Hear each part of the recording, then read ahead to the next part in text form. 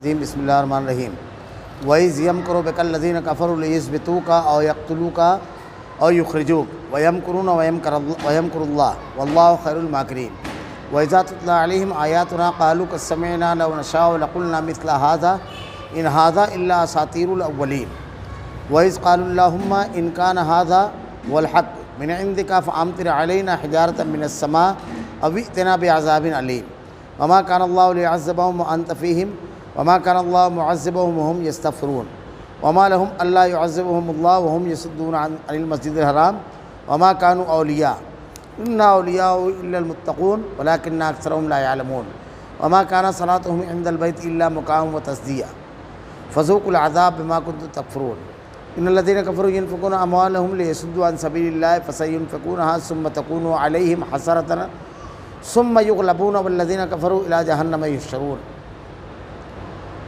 ليميز الله الخبيث من الطيب ويجعل الخبيث بعضه على بعض فيركمه فيجعله جميعا فيجعله في جہنم اولئک هم الخاسرون۔ اور اس واقعے کا بھی ذکر کیجیے جب کافر لوگ آپ کے خلاف تدبیریں سوچ رہے تھے کہ آپ کو قید کر لیں یا آپ کو قتل کر ڈالیں یا آپ کو وطن سے نکال دیں، اور وہ تو اپنی تدبیر کر رہے تھے اور اللہ اپنی تدبیر کر رہا تھا، اور اللہ سب سے اچھی تدبیر کرنے والا ہے۔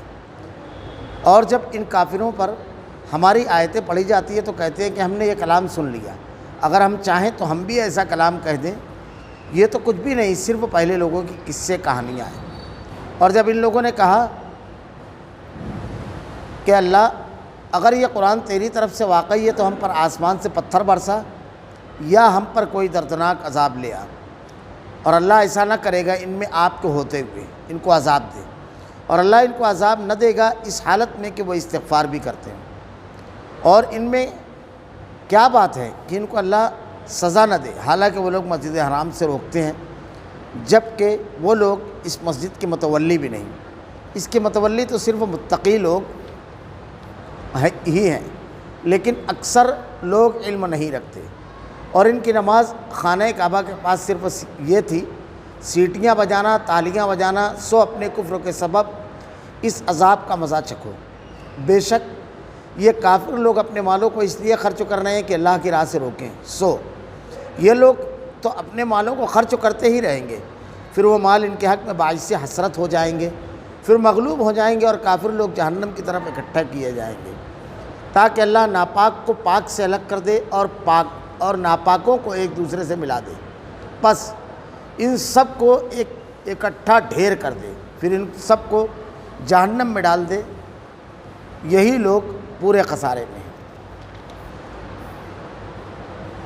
وَإِذْ يَمْكُرُ بِكَ الَّذِينَ كَفَرُوا لِيُثْبِتُوكَ أَوْ يَقْتُلُوكَ أَوْ يُخْرِجُوكَ وَيَمْكُرُونَ وَيَمْكُرُ اللَّهُ وَاللَّهُ خَيْرُ الْمَاكِرِينَ۔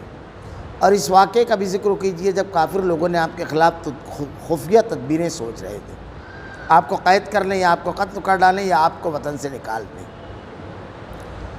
اور وہ تو اپنی تدبیریں کر رہے تھے اور اللہ اپنی تدبیر کر رہا تھا۔ اللہ سب سے اچھی تدبیر کرنے والا ہے۔ یہ اللہ کے رسول صلی اللہ علیہ وسلم نے جو ہجرت کی، تو ہجرت سے پہلے جو واقعہ پیش آیا اسی کا تذکرہ ہے۔ مشرکین مکہ کی ایک میٹنگ ہوئی دار الندوہ،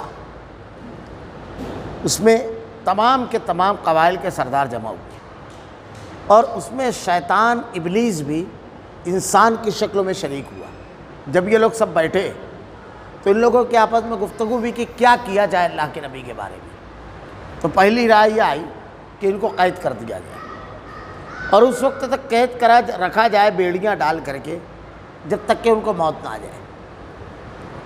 ابلیس نے کہا کہ یہ تدبیر پر عمل مت کرو، کیونکہ ان کے جو جانثار ہیں وہ اپنی جانوں پر کھیل کر کے ان کو چھڑا لے جائیں گے۔ پھر ایک تدبیر یہ آئی کہ ایسا کرتے ہیں کہ ان کو شہر بدر کر دیتے ہیں، شہر سے نکال دیتے ہیں، یہ روزانہ جو ہم کو بیٹھنا پڑتا ہے فلاں قبیلے کا، فلاں گھرانے کا فلاں شخص ہے جو وہ مسلمان ہو گیا، اور اس کا کوئی علاج ہمارے پاس نہیں ہے، تو یہ روزانہ کے جو مسائل ہیں اس سے ہم کو چھٹکارا مل جائے۔ شیطان نے کہا کہ یہ بھی تدبیر درست نہیں ہے، اگر ایسا کرو گے تو اس کی باتوں میں جادو ہے، اثر ہے، تاثیر ہے اس کی باتوں میں، اس کی باتوں کے اثر کو لوگ قبول کریں گے، اور وہ ایک بڑی طاقت بننے کے بعد دوبارہ آپ لوگوں کے اوپر حملہ کرے گا اور قابض ہو جائے گا اور آپ لوگوں کو اپنا متی کر لے گا۔ ایسے تو اس کی قوت بڑھ جائے گی، وہ آزاد ہو جائے گا۔ ابو جہل نے کہا میرے ذہن میں ایک تدبیر ہے، ہر قبیلے سے ایک نوجوان کو لیا جائے، تمام قبیلوں سے، اور ایسے 50 نوجوان منتخب کر کے رات میں محمد صلی اللہ علیہ وسلم کے گھر پر بٹھا دیا جائے، اور جب وہ گھر سے رات میں عبادت کے لیے نکلیں تو اس طرح حملہ کیا جائے کہ ایسا لگے ایک تلوار سے وار کیا گیا ہے، یعنی یک بارگی ایک ساتھ ہم لوگ حملہ کریں اور محمد صلی اللہ علیہ وسلم کا کام ختم کر دیں گے۔ اس کا ایک فائدہ یہ ملے گا کہ جتنے قبیلے ہیں تمام قبیلوں سے عبد مناف جو محمد صلی اللہ علیہ وسلم کا قبیلہ ہے بنو ہاشم، یہ مقابلہ نہیں کر سکتا۔ تو بات آئے گی دیت پر کہ خوب بہا دو، تو تمام مل کر کے وہ دے دیں گے، تو ہمارا معاملہ بھی ختم ہو جائے گا۔ شیطان بیٹھا ہوا تھا مجلس میں، کہتا ہے تدبیر تو اس نوجوان نے لائی، بات تو اس نے کہی، اس پر عمل ہونا چاہیے۔ اللہ نے اسی کو پیش کیا کہ اس واقعے کا ذکر کیجئے جب کافر لوگ آپ کے خلاف خفیہ تدبیر سوچ رہے تھے، آپ کو قید کر لیں یا آپ کو قتل کر ڈالیں یا آپ کو وطن سے نکال دیں۔ 3 پروگرام ہوا تھا، یا تو قید کر دیں یا وطن سے نکال دیں، اور آخری قتل۔ اس پر سب کا اتفاق رائے ہوا۔ اب یہ جب تدبیر ان لوگوں نے کر لی تو باقاعدہ 50 نوجوانوں کو منتخب کر کے اللہ کے نبی صلی اللہ علیہ وسلم کے گھر پر رات میں بٹھا دیا۔ ادھر تو ان لوگوں نے ایک تدبیر کی تھی، لیکن ان تمام کائنات کا خالق و مالک اکیلا اللہ ہے، وہ جو چاہتا ہے وہ ہوتا ہے۔ ذرا سا تصور کیجئے، اللہ کی عظمت دل میں اترتی ہے، اللہ کا اختیار، اللہ کی قدرت، اور اللہ جو چاہتا ہے انسان سارے اسباب رکھ کر کے بھی نہیں کر سکتا۔ بہت بڑی تسلی کا سامان ہے اس میں ان لوگوں کے لیے جو انتہائی وسائل سے محروم ہوتے ہیں۔ کیا ہوا؟ اللہ کے نبی صلی اللہ علیہ وسلم کو اللہ رب العالمین نے خبر دی وحیوں کے ذریعے کہ معاملہ ایسا ایسا ہے، آپ آج ہجرت کے لیے نکل جائیں گے۔ دوپہر کے وقت تو آپ حضرت ابوبکر صدیق رضی اللہ تعالیٰ عنہ کے گھر تشریف لے گئے اور آپ کو بیان کیا۔ جب آپ تشریف لے گئے تو حضرت ابوبکر صدیق رضی اللہ تعالیٰ عنہ نے جب آپ کو دیکھا تو حضرت عائشہ کہتی ہیں، مسند احمد کی روایت کے الفاظ جو ہیں، کہ آپ سے پہلے آپ کا سایہ آیا۔ بعض جاہل اور قوال لوگ یہ کہتے ہیں کہ آپ کا سایہ نہیں تھا۔ جتنی چیز اللہ تعالیٰ نے بنائی ہے سب کا سایہ ہے۔ قیامت کے روز عرش کا بھی سایہ رہے گا، جو ارشاد فرمایا گیا حدیث کے اندر، اور اللہ نے 13ویں پارے میں وہ بحث آنے والی ہے، ہر چیز کا سایہ صبح شام اللہ کو سجدہ کرتا ہے، ہر چیز کا سایہ۔ تو اللہ کے رسول صلی اللہ علیہ وسلم جو ہے آپ کا سایہ آیا۔ بعض لوگ اس سلسلے میں بڑی الٹی سیدھی دلیلیں دیتے ہیں کہ سایہ اس لیے اللہ کے نبی کا نہیں تھا کہ سایہ اگر ہوتا تو بے ادبی ہوتی، یعنی آپ کے اوپر کسی کا پیر پڑتا آپ کے سائے پر، حالانکہ سایہ کبھی دبتا ہی نہیں ہے۔ آپ نے کبھی سائے کو دبتے ہوئے دیکھا ہے؟ ارے کہیں اگر کسی چیز کا سایہ، جیسے ہی آپ کسی چیز کو اس کو وہاں لے کر جاؤ گے سایہ اس کے اوپر ہو جائے گا، سایہ نیچے نہیں جاتا ہے، یہ جہالت ہے۔ سایہ تو ہر چیز کے اوپر رہتا ہے، بلا وجہ کی بات۔ خیر، تو اللہ کے نبی صلی اللہ علیہ وسلم جب تشریف لے گئے، آپ نے بتایا ابوبکر صدیق رضی اللہ تعالیٰ عنہ کو کہ اللہ تعالیٰ نے ہجرت کا حکم دے دیا ہے۔ بلکہ جب آپ گئے تو اللہ کے نبی نے کہا کہ ذرا سا ہٹا دو سب لوگوں کو۔ آپ نے کہا یا اللہ کے نبی، یہ آپ کے اہل خانہ ہے، حضرت عائشہ سے آپ کا نکاح ہو چکا تھا، ابوبکر صدیق کا قربانی دینے والا گھرانہ پورا موجود تھا۔ آپ نے کہا کہ آج رات ہمیں نکلنا ہے۔ 2 اونٹنیاں جو پہلے سے تیار کر کے حضرت ابوبکر صدیق رضی اللہ تعالیٰ عنہ نے رکھی تھی، وہ عبداللہ بن رقیق کے گھر پہنچا دی گئی۔ اب اللہ کے نبی صلی اللہ علیہ وسلم گھر تشریف لے گئے، حضرت علی رضی اللہ تعالیٰ عنہ کو بلا کر تمام لوگ جن کی امانتیں آپ کے پاس رکھی ہوئی تھی ان کے سپرد کی کہ صبح ان لوگوں کو یہ امانت دے دینا، اور میرے بستر پر میری چادر اوڑھ کر کے، جس چادر کو آپ اوڑھ کر کے سوتے تھے وہ سو جانا۔ اور رات کے وقت اللہ کے نبی صلی اللہ علیہ وسلم نکلے۔ اللہ تعالیٰ ارشاد فرماتا ہے وہ اپنی تدبیر کر رہے تھے اور اللہ اپنی تدبیر کر رہا تھا، دونوں کی تدبیر چل رہی تھی۔ اللہ نے حکم دیا نکل جاؤ. ان لوگوں نے گھیر لیا کہ قتل کریں گے, ختم کریں گے معاملہ. اور اللہ سب سے اچھی تدبیر کرنے والا ہے, اسی لیے اللہ پر توکل کرنا چاہیے. حالات کو بدلنے والی ذات اللہ رب العالمین کی ہے. ساری قوتیں اللہ تعالیٰ کے ہاتھ میں ہیں. اللہ تعالیٰ نے آپ کو حکم دیا نکلنے کا, جب آپ نکلے تو آپ کے ہاتھ میں ایک ریت تھی. آپ نے ان لوگوں کے اوپر پھینکا, ہر کسی کے اوپر گئی, اور ویسے بے خبر بیٹھے رہے. اور اللہ کے نبی صلی اللہ علیہ وسلم تلواروں کے بیچ سے بحفاظت اللہ رب العالمین نے آپ کو نکال کر کے غار ثور میں پہنچایا. ابو بکر صدیق رضی اللہ تعالیٰ عنہ کے پاس تشریف لے گئے. وہاں سے جب گئے تو مدینہ شمال کی جانب تھا, جنوب کی جانب غار ثور ہے. دونوں وہاں تشریف لے گئے. اوپر چڑھائی جو ہے تو بڑی مشکل تھی. اللہ کے نبی صلی اللہ علیہ وسلم کو اٹھا کر کے حضرت ابو بکر صدیق رضی اللہ تعالیٰ عنہ نے کچھ فاصلہ طے کیا. آپ کے پیر زخمی بھی ہوئے. اندر داخل ہونے سے پہلے آپ نے ارشاد فرمایا اللہ کے نبی رک جائیے, تاکہ اندر اگر کوئی جانور وغیرہ ہو جو اس سے خدشہ ہو کہ کچھ نقصان پہنچ سکتا ہے تو میں رہوں. آپ رک گئے.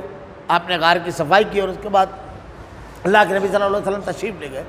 پھر واقعہ مشہور ہے کہ آپ کو کسی جانور نے کاٹا بھی. ادھر مشرکین مکہ سوئے ہوئے تھے. ایک شخص جب ادھر سے گزرنے لگا, اس نے جب دیکھا تلواریں لے کر لوگ بیٹھے ہوئے تو پوچھا کیا معاملہ ہے. کہا کہ ہم لوگ تو محمد صلی اللہ علیہ وسلم کے انتظار میں بیٹھے ہیں, وہ گھر سے باہر تشریف لے آئے, بس ہم لوگ ان کا معاملہ ختم کر دیں میں. تو کہا تم لوگوں کو ہوش ہے, وہ تو گزر چکے ہیں یہاں سے. اب جب ان لوگوں نے دیکھا تو حضرت علی رضی اللہ تعالیٰ عنہ آپ کی حضرمی چادر اٹھے ہوئے لیٹے ہوئے تھے. کہا نہیں اندر ہے. اس کے بعد صبح جب حضرت علی رضی اللہ تعالیٰ عنہ باہر تشریف لائے, انہوں نے دیکھا, کہا یہ تو حضرت علی ہے. مختلف روایتیں ہیں کہ پھر آپ سے کچھ چھینا جھپٹی بھی کی, مگر اس کے بعد آپ کو چھوڑ دیا. ابو بکر صدیق رضی اللہ تعالیٰ عنہ کے گھرانے پر گئے کہ یہاں تھا کہ یہاں معاملہ ہوگا. وہاں جا کر کے ابو جہل نے حضرت ابو بکر صدیق رضی اللہ تعالیٰ عنہ کی بیٹی سے پوچھا کہاں ہے ابو بکر صدیق, کہاں ہے اللہ کے نبی. اہل خانہ سے پوچھا تو کہا کہ ہمیں نہیں معلوم. تو ایسا تماچا مارا کہ آپ کی کان کی بالیاں گر گئی ابو جہل نے. اللہ رب العالمین نے بحفاظت ان لوگوں کو نکال دیا اور مشرکین کی یہ چال ناکام ہو گئی. اللہ نے ارشاد فرمایا اللہ سب سے اچھی تدبیر کرنے والا ہے. وَإِذَا تُتْلَىٰ عَلَيْهِمْ آيَاتُنَا قَالُوا قَدْ سَمِعْنَا لَوْ نَشَاءُ لَقُلْنَا مِثْلَ هَٰذَا إِنْ هَٰذَا إِلَّا أَسَاطِيرُ الْأَوَّلِينَ. بہترین بچانے والی ذات اللہ کی ہے. جب ان کافروں پر ہماری آیتیں پڑھی جاتی ہے تو کہتے ہیں کہ ہم نے یہ کلام سن لیا. اگر ہم چاہیں تو ہم بھی ایسا ہی کلام کہہ دیں. یہ تو کچھ بھی نہیں, صرف پہلے لوگوں کی قصے کہانیاں ہیں. کلام کی تاثیر, کلام کا اثر, جب اس کا کوئی جواب نہیں بن پڑا اور اس بہترین کلام کے سامنے کوئی بات نہیں ہو سکی تو پھر یہ کہنے لگے. حالانکہ اللہ تعالیٰ نے قرآن میں خود چیلنج کیا ہے کہ ایسی کوئی صورت, ایسی ایک آیت بنا کر لے کر آؤ. اصل میں مشرکین مکہ میں ایک شخص تھا نضر بن حارث. تو وہ کہتا ہے کہ اس میں پچھلی قوموں کا تذکرہ ہے, ان کے واقعات ہیں, میں بھی یہ کر سکتا ہوں. اس نے ایران کا سفر کیا اس کے لیے باقاعدہ, روم و ایران کا. اسفندیار اور رستم وغیرہ کے قصے وغیرہ وہاں لوگوں سے سن کر کے آیا. اور اللہ کے نبی جب کہیں جاتے تو ان کے پیچھے پیچھے جاتا اور ان واقعات کو, ان قصوں کو بیان کرتا اور کہتا دیکھیے میرے پاس بھی ایسا کلام. حالانکہ خود مکہ کے لوگوں نے اسے ریجیکٹ کر دیا. اس کی وجہ یہ تھی کہ ایک تو اس کی زبان نہیں تھی ایسی بلیغ جیسی قرآن کی زبان ہے, اور وہ لوگ زبان سمجھتے تھے, اسی لیے دیگر تمام لوگوں کو وہ اجمی کہا کرتے تھے. شاعری ان کی گٹھی میں پڑی ہوئی تھی, خواتین تک کے اشعار کہا کرتی تھی, بڑا اونچا ان کا ادبی ذوق تھا. دوسری بات, آپ کہانی اور قصے سنا رہے ہیں. اللہ تعالیٰ نے قرآن میں جو واقعات بیان فرمائے ہیں تو ان واقعات میں عبرت اور نصیحت ہے کہ اللہ تعالیٰ نافرمانوں کو کیا انجام کرتا ہے اور فرما برداروں کو کیا انعام دیتا ہے. نیکوکار لوگ جو ہیں اللہ تعالیٰ ان کی حفاظت کیسے کرتا ہے, یہ تمام چیزیں اللہ نے اس میں بیان فرمائی ہے.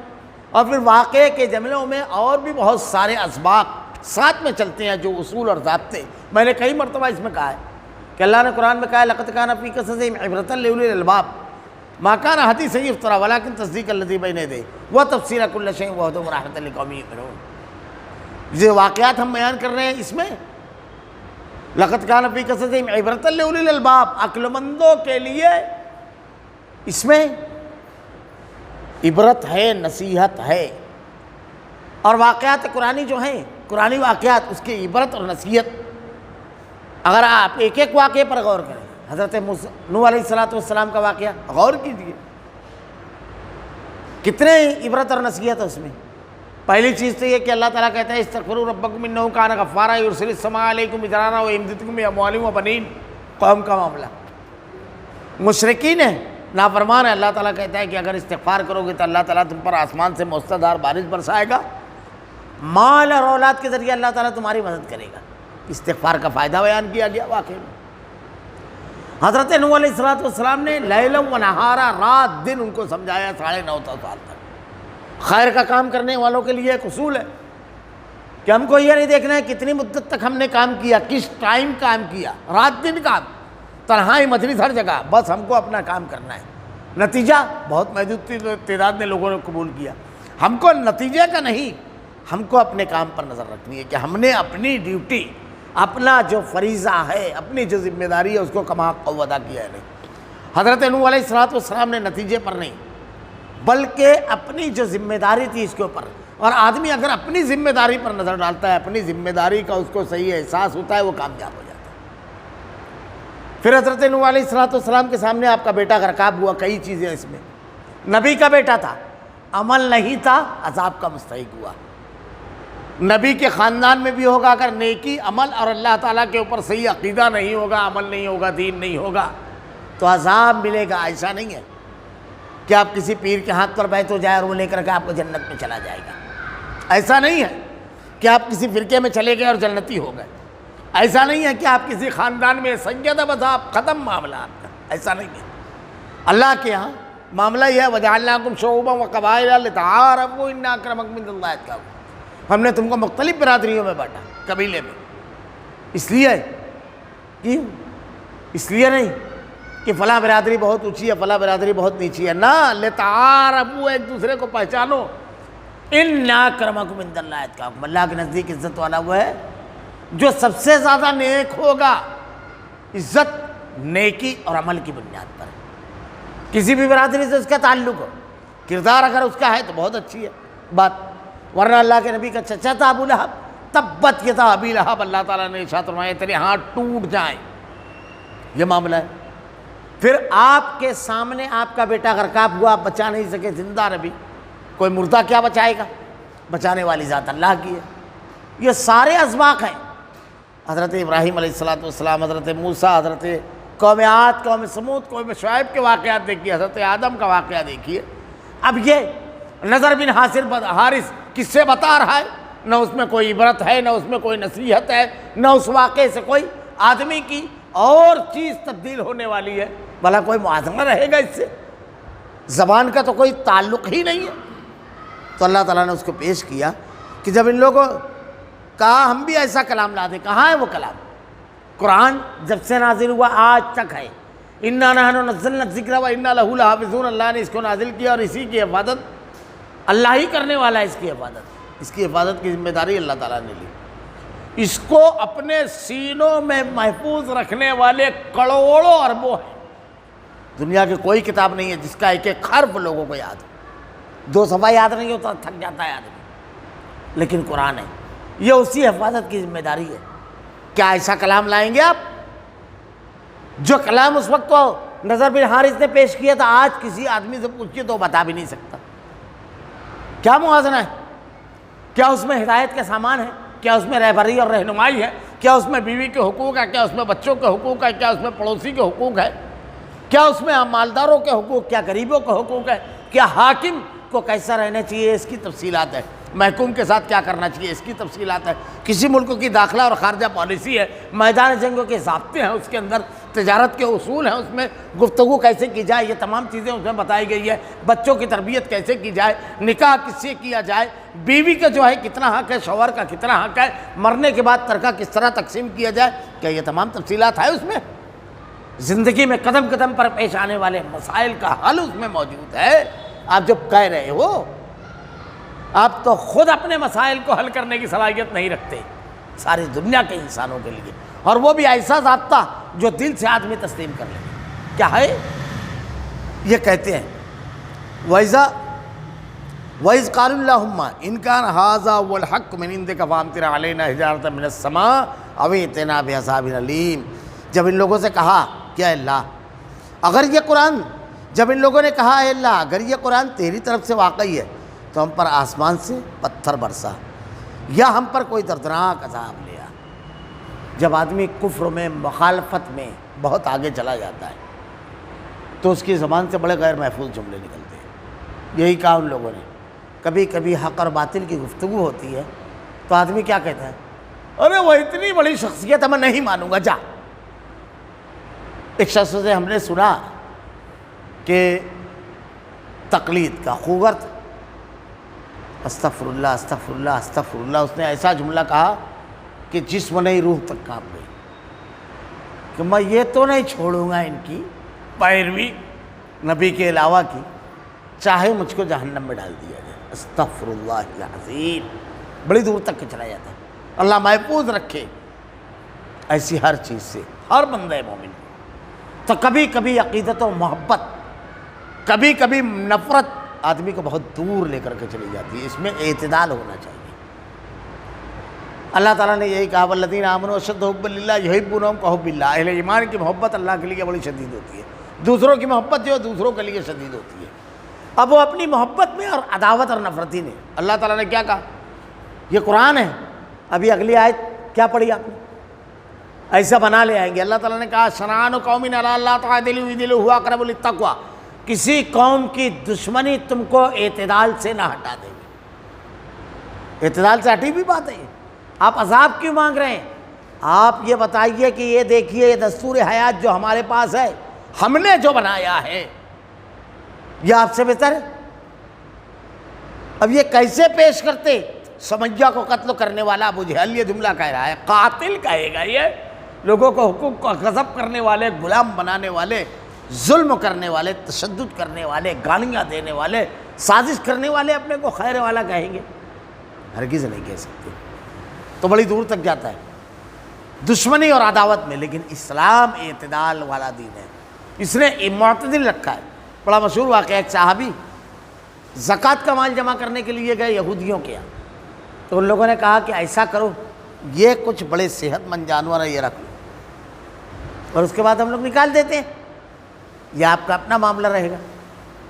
آپ نے بڑا پیارا جملہ کہا تھا کہ سنو، اس روئے زمین پر محمد رسول اللہ صلی اللہ علیہ وسلم سے زیادہ کسی سے محبت نہیں اور تم سے زیادہ کسی سے نفرت نہیں ہے مجھ کو، لیکن اللہ کی قسم محمد صلی اللہ علیہ وسلم کی محبت اور تمہاری نفرت مجھ کو انصاف اور عدل سے نہیں ہٹا سکتی. یہ اصول ہونا چاہیے. اللہ نے کہا شنآن قوم علی اللہ تعدلوا اعدلوا هو اقرب للتقوی. کسی قوم کی دشمنی تم کو عدل سے نہیں ہٹانا چاہیے. عدل اور انصاف، اس کے تقاضوں کو پورا کرو. تو ان لوگوں نے مانگا، اللہ تعالیٰ نے جواب دیا وما كان الله ليعذبهم وانت فيهم وما كان الله معذبهم وهم يستغفرون. اور اللہ ایسا نہ کرے گا کہ ان میں آپ کو ہوتے ہوئے ان کو عذاب دے دے. نبی رحمت للعالمین ہے. یہ دیکھیے نبی کی وجہ سے عذاب سے محفوظ ہیں، ورنہ بڑا آسان ہے اللہ کے لیے تو پتھروں کی بارش پچھلی قوموں پر ہوا. تم سفر کرتے تھے تو تم خود دیکھتے تھے عذاب میں مبتلا بستیوں کو. اللہ نے قرآن میں کہا قل سیروا فی الارض ثم انظروا کیف کان عاقبۃ المکذبین. زمین میں گھوم پھر کر دیکھو اللہ نے جھٹلانے والوں کا، مکذبین کا کیا انجام کیا. اللہ تعالیٰ نے خود ارشاد فرمایا. اور اللہ ان کو عذاب وما كان الله معذبهم وهم يستغفرون، اور اللہ ان کو عذاب نہ دے گا اس حالت میں کہ وہ استغفار کرتے ہیں. دو چیز بیان کی، ایک تو یہ کہ اللہ کے نبی کی موجودگی ہے، دوسرا اللہ سے استغفار کرنے والے، توبہ کرنے والے، اپنی گناہوں کی معافی مانگنے والے ان کے درمیان موجود ہیں. عذاب سے بچنے کا ایک نسخہ بھی دے دیا اللہ نے کہ دیکھو نبی کی موجودگی ہر وقت تو نہیں رہے گی، جب تک آپ اس دنیا میں جب تک رہے گی، لیکن یہ ایک چیز جو ہے استغفار، یہ اگر رہے گا تو اللہ تعالیٰ کا عذاب نہیں آئے گا، اللہ تعالیٰ محفوظ رکھے گا اس سے رب العالمین. اسی لیے بے شمار فائدے استغفار کے ہیں، اس میں سے ایک فائدہ یہ بھی ہے استغفار کا۔ تو اللہ نے کہا اس لیے اس حالت میں کہ وہ استغفار بھی کرتے ہیں۔ وما لهم الا يعذبهم الله وهم يصدون عن المسجد الحرام وما كانوا اولیاء ان اولیاء الا المتقون ولكن اکثرهم لا يعلمون۔ اور ان میں کیا بات ہے، ان کو اللہ سزا نہ دے؟ اب کیا سزا دے رہا ہے اللہ تعالیٰ یہ بیان فرمائے گا۔ حالانکہ وہ لوگ مسجد حرام سے روکتے ہیں، جبکہ وہ لوگ اس مسجد کے متولی بھی نہیں ہیں۔ مشرکین مکہ کے جرائم بیان کر رہا ہے، بہت سارے جرموں میں اسلام کو ختم کرنے، دین کو ختم کرنے، اللہ کی نازل کردہ ہدایت کی مخالفت کرنے، مسلمانوں کو ہر طریقے سے نقصان پہنچانے کے ساتھ ساتھ کعبۃ اللہ کے متولی تھے، ان کی نسلوں سے چلا آ رہا تھا۔ اللہ تعالیٰ نے ان کے جرائم میں سے ایک جرم مسجد حرام سے روکتے، اہل ایمان کو وہاں عبادت کرنے سے روکتے تھے۔ اللہ نے ارشاد فرمایا دوسری جگہ ومن اظلم ممن منع مساجد اللہ ان یذکر فیہا اسمہ وسعی فی خرابہا، اس سے بڑھ کر کے ظالم کون ہے جو اللہ کے گھر میں اللہ کا ذکر کرنے سے روکے؟ یہ بہت سنگین جرم ہے۔ مشرکین مکہ اس جرم کے مجرم تھے۔ افسوسناک بات یہ ہے کہ آج ہمارے یہاں بھی یہ جرائم ہوتے ہیں۔ مسلمانوں کو بعض مرتبہ بلا کسی وجہ کے کسی جگہ عبادت کرنے سے لوگ روک دیتے ہیں، یہ تو خیر غیر ہے، ان سے کیا شکوہ کریں، غیر تو غیر ہوتا ہے۔ لیکن ہمارے یہاں تو یہ ہے کہ مسلمانوں میں کچھ جماعتیں ایسی ہیں جو مساجد کو شہید کر دینا۔ ابھی بالکل تازہ خبر آئی تلنگانہ میں، بریلوی مکتبہ فکروں کے لوگوں نے اہل حدیث مسجد کو شہید کر دیا۔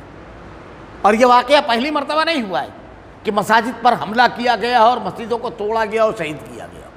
آپ کے قریب میں بالکل جلگاؤں ہے، یہاں جب مسجد تعمیر کی بات آئی تو وہاں پر مفتی اشفاق صاحب کہتے ہیں کہ مندر گوارا ہے لیکن مسجد نہیں، شرک کا مرکز چلے گا لیکن توحید کا مرکز نہیں بننے دیں گے۔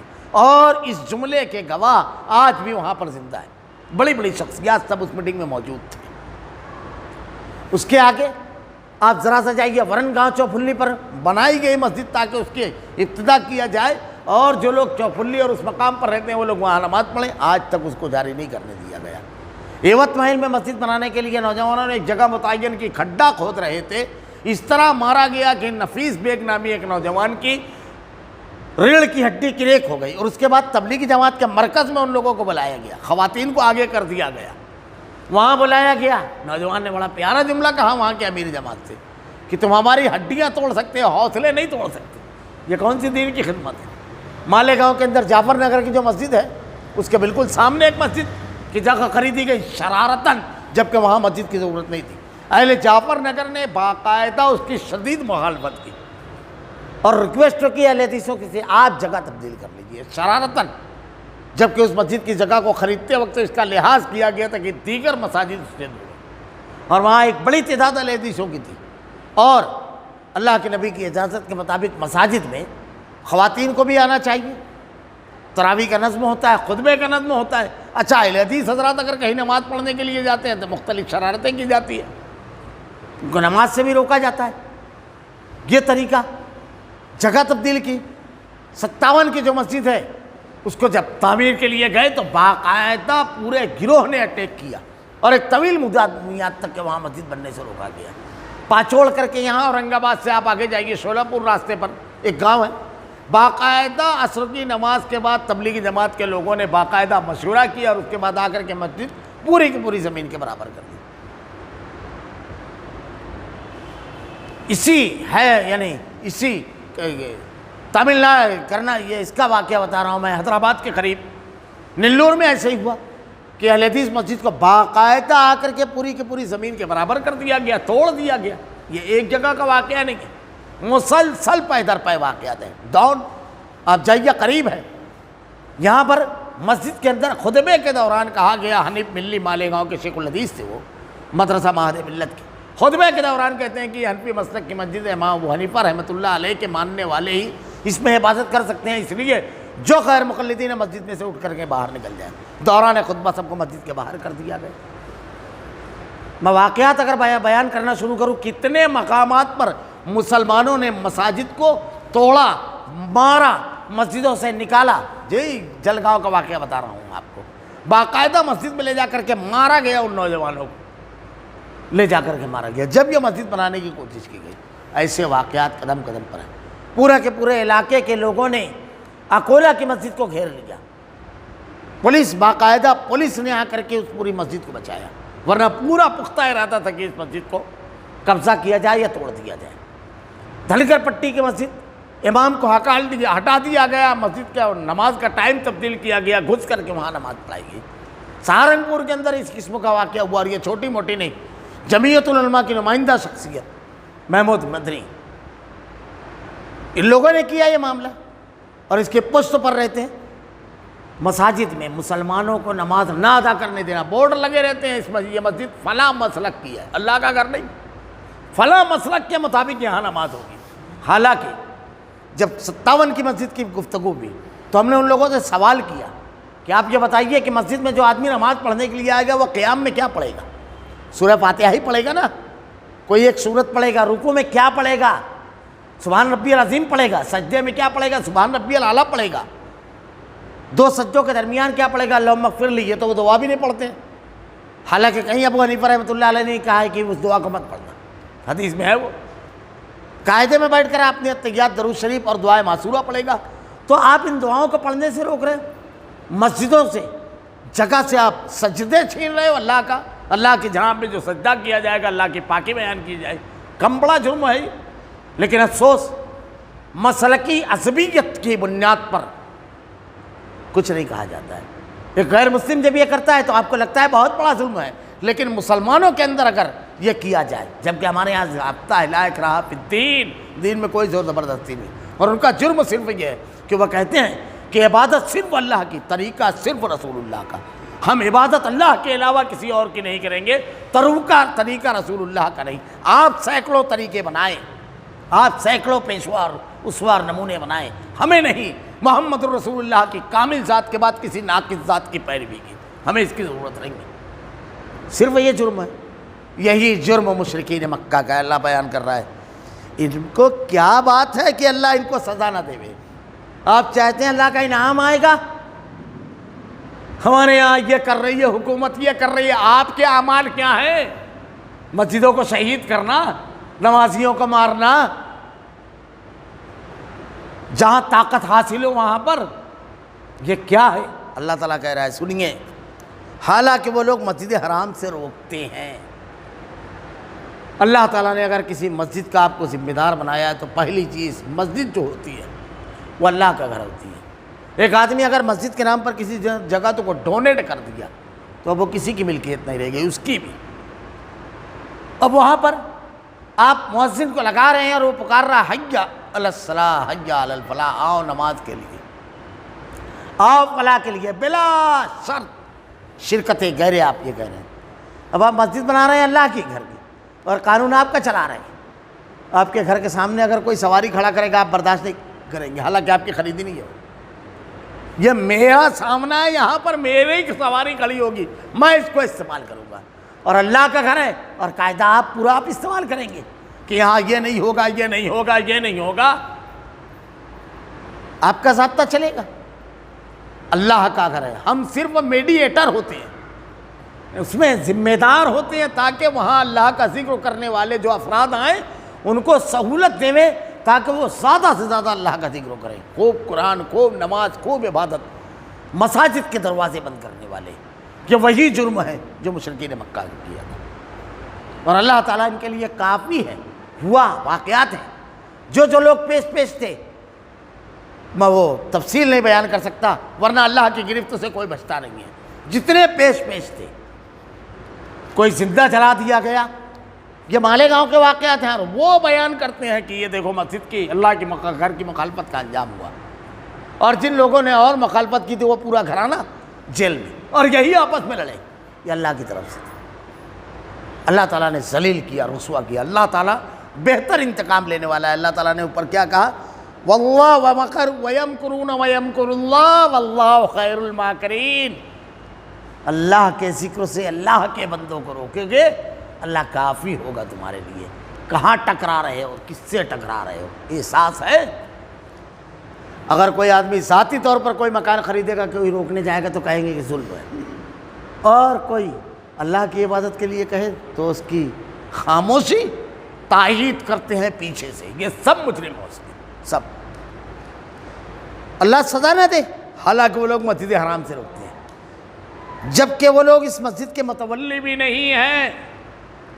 عبادت سے روکنا، ذکروں سے روکنا، اصلاحی خطابات سے، یعنی جتنے بھی دینی کام ہے کسی بھی چیز سے روکنا، سب کے سب مجرم میں ہیں۔ اگر آپ ٹرسٹی بن گئے، اب آپ حاکم بن گئے، یہ نہیں ہوگا یہ ہوگا، تمہارا قاعدہ چلے گا، تمہارا ضابطہ چلے گا، اللہ کا دین تمہاری مرضی کا آدمی پیش کرے گا، یا جو بہتر انداز میں بول سکتا ہے، جو بہتر انداز میں دین پہنچا سکتا ہے، وہ نماز کی اجازت تم دو گے، تم لوگوں کو اجازت دو گے، حاکم نہیں ہو۔ آدمی کو ڈرنا چاہیے، خوف کھانا چاہیے آدمی کو، اللہ کا گھر ہے، اپنی انا کا دوسرا مقام ہے جہاں آپ نکال لیں گے اس کو۔ اللہ تعالیٰ نے کہا وہ لوگ مسجد حرام سے روکتے ہیں جب وہ لوگ اس مسجد کے متولی بھی نہیں، اس مسجد کے متولی بھی نہیں۔ اللہ تعالیٰ نے کہا نماز سے روکنا۔ قاتلین عثمان، حضرت عثمان ذو النورین رضی اللہ تعالیٰ عنہ کو جن لوگوں نے قتل کیا، مسجد نبی پر قابض ہو گئے تھے، وہ لوگ وہی نماز پڑھا رہے تھے، وہی سب کر رہے تھے، صحابہ کرام نے ان کو بھی نہیں روکا مسجد نبی سے، حالانکہ صحابہ کرام ایک جھٹکے میں یہ کام کر سکتے تھے، ایک معمولی چیز تھی ان کے لیے، لیکن مسجد میں نماز پڑھ رہے ہیں اس سے نہیں روکا، اور کبھی کسی کو نہیں روکا گیا، بلکہ آپ واقعات پڑھ گیا، دوسرے لوگ آئے تو ان کو عبادت کی اجازت دے دی گئی، کسی کو نہیں روکا گیا مسجد سے۔ ہمارے یہاں اللہ تعالیٰ نے کہا مسجد کے متولی بھی نہیں ہیں، یعنی آپ عہدے پر ہو، یہ ایک الگ بحث ہے، یہ ایک الگ بحث ہے۔ جیسے مشرکین مکہ کے مختلف قبیلے تھے تو ہر قبیلے میں مختلف ذمہ داریاں بٹی ہوئی تھیں۔ اللہ کے نبی صلی اللہ علیہ وسلم کا جو قبیلہ تھا، قبیلہ بنو ہاشم، حجاج کو پانی پلانا یعنی سقایا کی ذمہ داری تھی آپ لوگوں کی، اور حضرت عثمان بن طلحہ کا جو قبیلہ تھا ان کا کلید برداری کعبۃ اللہ کی چابی، سے الگ الگ ذمہ داریاں تھیں، بانٹ لیا تھا، سب الگ الگ ٹرسٹ تھے، جیسے ہمارے یہاں ٹرسٹ بن جاتا ہے، تو یہ تو تھے، لیکن اللہ تعالیٰ کہہ رہا ہے یہ متولی نہیں ہے۔ کیا کہہ رہا ہے؟ اس کے متولی صرف متقی لوگ ہو سکتے ہیں، لیکن اکثر لوگ اس میں علم نہیں ہے، تو اپنا سرٹیفکیٹ مت بتا میرے قبیلے میں یہ چلا آ رہا ہے، میں اس کا ٹرسٹی ہوں، رجسٹریشن ہے، چیریٹی کمشنر اور وقف بورڈ میں میرا نام ہے، یہ سب نہ بتا۔ اگر تو اللہ سے ڈرنے والا ہے، متقی ہے، تو واقعی تو ٹرسٹی ہے، تو مسجد کے ذمہ دار ہے۔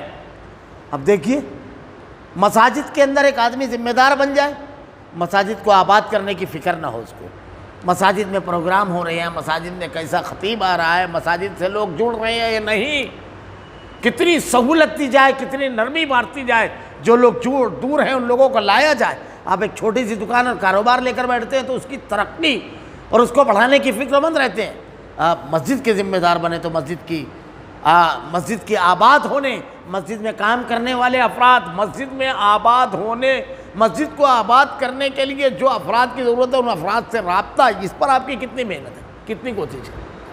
اگر کچھ باتیں کہی جائے تو بڑا برا محسوس ہو جائے گا کہ ذمہ داران کو تو اتنا بھی موقع نہیں رہتا ہے کہ مساجد میں جو درس قرآن ہو یا جو درس حدیث ہو اس میں بیٹھ جائیں خود۔ یہ سب چیزیں بہت ضروری ہے، متقی ہونا چاہیے، تقوی اس کے اندر اللہ کا خوف ہونا چاہیے۔ تو اللہ تعالیٰ نے کہا وَلَٰكِنَّ أَكْثَرَهُمْ لَا يَعْلَمُونَ وَمَا كَانَ صَلَاتُهُمْ عِندَ الْبَيْتِ إِلَّا مُكَاءً وَتَصْدِيًّا فَذُوقُوا الْعَذَابَ بِمَا كُنتُمْ تَكْفُرُونَ۔ ان کی نماز خانہ کعبہ کے پاس صرف یہ تھی کہ سیٹیاں بجاتے اور تالیاں بجانا۔ ان کی نماز کیا تھی؟ سیٹی بجانا اور تالی بجانا، اس کو عبادت سمجھتے تھے۔ برہنہ طواف کرتے تھے کعبۃ اللہ کا برہنہ طواف، یعنی اس کپڑے میں ہم گناہ کرتے ہیں اس لیے یہ کپڑا نہیں چلے گا۔ جیسے آج بھی صوفیہ کو دیکھو گے آپ کھڑے ہو کر ناچ رہے ہیں، تالی بجا رہے ہیں، اس کو وہ عبادت سمجھتے ہیں۔ کس کا طریقہ ہے؟ یہ آئینہ ہے، قرآن فرقان کہا ہے اس کو۔ کسی نبی نے کیا؟ یہ صحابی نے کیا؟ کسی قرآن کی آیت یا حدیث میں یہ ناچنا، سجدہ کرنا، اچھل کود کرنا، خواتین کے ساتھ بے پردہ اس کو پکڑنا، اور یہ تمام یہ عبادت ہے؟ اللہ تعالیٰ نے مشرکین مکہ کی عبادت نقل کی، آئینہ ہی ہے گمراہ طبقوں کا، اگر تمہارا کردار ہے تو تمہارا انجام بھی وہی ہوگا۔ اور اگر اللہ تعالیٰ نے جو متقی طبقے کا تذکرہ کیا اور ان کے اعمال اور افعال بتائے، اگر وہ کردار ہے تو کامیابی کی ضمانت اللہ تعالیٰ دیتا ہے۔ تو اللہ نے کیا کہا؟ ان کی نماز خانہ کعبہ کے پاس صرف یہ تھی کہ سیٹیاں بجانا، یہ ان کی نماز تھی، اچھل کود کرتے تھے اور سیٹی بجاتے تھے، جیسے صوفیہ کے یہاں ہیں، ناچ رہے ہیں، سجدہ کر رہے ہیں، جھوم رہے ہیں اور اس کو عبادت بولتے ہیں۔ ایسا کچھ ہے ہی نہیں۔ عبادت میں تو اتنی یکسوئی ہونا چاہیے کہ اللہ کے نبی صلی اللہ علیہ وسلم نے ارشاد فرمایا اگر نیند آ رہی ہے تو آپ مت پڑھو نماز۔ طبیعت مائل ہونا چاہیے مکمل طور سے، اللہ کے سامنے آپ کھڑے ہو پورا خشوع اور خضوع کے ساتھ۔ عام آدمی کے ساتھ عام آدمی کے سامنے یہ سب چیزیں بھلی نہیں محسوس ہوتی ہیں، اس کو عبادت بنا لیا۔ فذوقوا العذاب بما کنتم تکفرون، سو اپنے کفر کے سبب اس عذاب کا مزہ چکھو۔ کون سا عذاب تھا؟ اللہ تعالیٰ نے بدر کے دن جتنے تھے سب کو کیفر کردار تک پہنچا دیا، سارے سرداران مکہ مارے گئے جو وہاں موجود تھے، یہ اللہ کی گرفت تھی۔ بہت بڑا ایک عذاب اور فتح مکہ، جب مکہ فتح ہوا سارے یہ سب کے سب مجرم کی حیثیت سے کھڑے تھے اور اللہ تعالیٰ نے پورا اقتدار مسلمانوں کی طرف منتقل کر دیا۔ سارے معاملات اللہ کی گرفت، اللہ کی پکڑ آتی ہے۔ اللہ کے دین کے معاملات میں ہرگز آدمی کو کھلواڑ نہیں بنانا چاہیے، اس کو کبھی کھلواڑ نہیں بنانا چاہیے۔ ان الذین کفروا ينفقون اموالهم ليصدوا عن سبيل الله فسينفقونها ثم تكون عليهم حسرة ثم يغلبون والذین کفروا الى جہنم یحشرون۔ بے شک یہ کافر لوگ اپنے مالوں کو اس لیے خرچ کر رہے ہیں کہ اللہ کی راہ سے روکیں، سو یہ لوگ تو اپنے مالوں کو خرچ کرتے ہی رہیں گے، پھر وہ مال ان کے حق میں باعث حسرت ہو جائے گا، پھر مغلوب ہو جائیں گے اور کافر لوگ جہنم کی طرف اکٹھے کیے جائیں گے۔ یہ تفصیل ہے، انشاءاللہ میں آئندہ ہفتہ اس کی تفصیل بیان کروں گا کہ غزوہ بدر کے بعد ان لوگوں نے کیسے مال جمع کیا، اور آج کے دور بھی اسلام کو ختم کرنے، آج کے دور میں بھی مسلمانوں کو اور اہل حق کے لیے مال کا کیسا استعمال ہوتا ہے، اور جو لوگ یہ کرتے ہیں ان کا انجام کیا ہوتا ہے، اللہ تعالیٰ نے یہ بیان فرمایا ہے۔ اس لیے اہل حق کے سامنے جب مالی قوت استعمال کی جائے تو اس کو سوچنا چاہیے کہ مجھ کو دین پر ڈٹے رہنا ہے، دین کی خدمت کرنا ہے، آخر ان کا انجام بھی تو اللہ تعالیٰ نے بتا دیا ہے، یہ تو پہنچیں گے اپنے انجام تک کے۔ اللہ رب العالمین سے دعا ہے کہ رب العالمین دین پر عمل کرنے کی توفیق دے۔ الہ العالمین اللہ دیگر چیزوں سے ہماری حفاظت فرما رب العالمین۔ الہ العالمین ان لوگوں کو صحیح فہم اور سوچ دے جو مساجد پر حملہ کرنے والے، مساجد میں لوگوں کو عبادت سے روکنے والے ہیں رب العالمین۔ الہ العالمین ان لوگوں کی فہم، ان کی سوچ کو درست کر دے رب العالمین، ان کی پشت پناہی کرنے والوں کو بے نقاب کر دے رب العالمین۔ الہ العالمین انہیں توبہ کی توفیق دے ان لوگوں کو رب العالمین، تاکہ وہ عذاب سے بچ سکے رب العالمین۔ الہ العالمین مساجد کو آباد کرنے والے، تیرے گھر کو آباد کرنے والا بنا، اس میں ذکر کرنے والا، عبادت کرنے والا، تلاوت کرنے والا بنا۔ اللہ تیرے کلام کی آیتیں اور تیرے نبی کی حدیث کو ہمارا کردار و عمل بنا دے، اور گمراہ طبقات کے اعمال و افعال جس پر تو نے گرفت کا اعلان کیا، اللہ ہماری حفاظت فرما رب العالمین۔ انعام یافتہ طبقات کے وہ اعمال جس پر تو نے کامیابی کی نویس سنائی ہے رب العالمین، اس کو کرنے کی توفیق دے، ہمارا خاتمہ ایمان پر فرما۔ ربنا لا تزغ قلوبنا بعد إذ هديتنا وهب لنا من لدنك رحمة إنك أنت الوهاب۔ سبحانك اللهم وبحمدك أشهد أن لا إله إلا أنت أستغفرك۔